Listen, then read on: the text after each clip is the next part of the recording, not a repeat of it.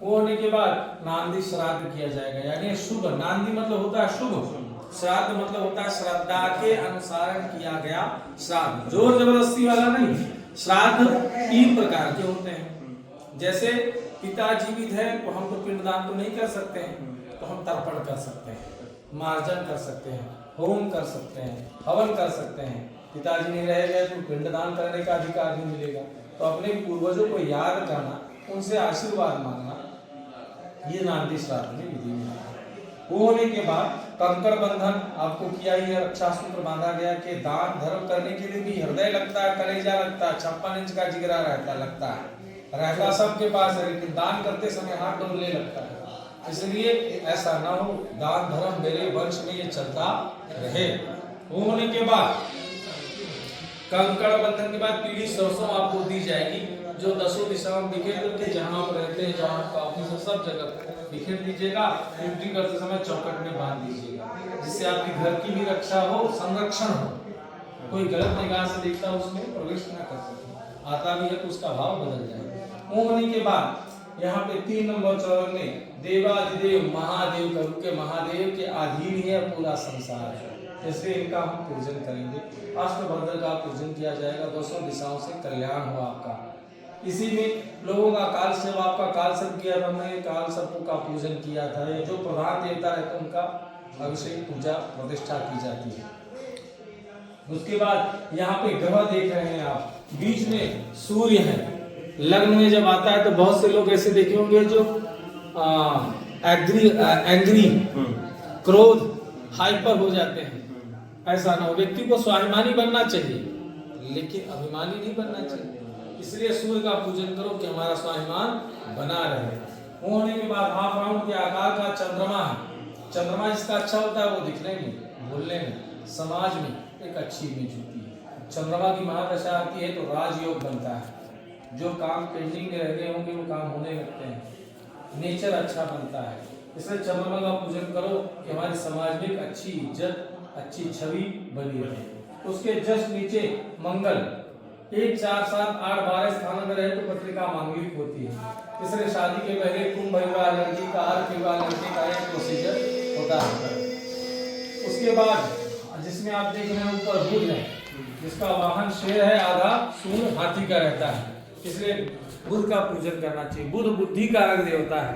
आपने बहुत से कम लोग देखे होंगे जो पढ़े लिखे कम रहते हैं लेकिन दिमाग बहुत तेज चलता है, इसलिए बुध का पूजन करो कि हमारे बुद्धि का विकास होता रहे। उसके जस्ट नीचे हाथी, जिनका वाहन है वो गुरु है, पट्टा का। गुरु सन्मार्ग दिखाता है, सही और गलत की पहचान कराता है। सही क्या है, गलत क्या है, इसका निर्णय कराने की ताकत देता है। गुरु बल विवाह कराता है, गुरु करियर सक्सेस देता है, इसलिए गुरु का पूजन करना चाहिए। घोड़े का जिनका वाहन है वो शुक्र है। शुक्र सांसारिक सुख, लग्जरी जीवन देता है। शुक्र बिगड़ गए तो क्या होगा, सब विपरीत दिशा में दौड़ने लगता है।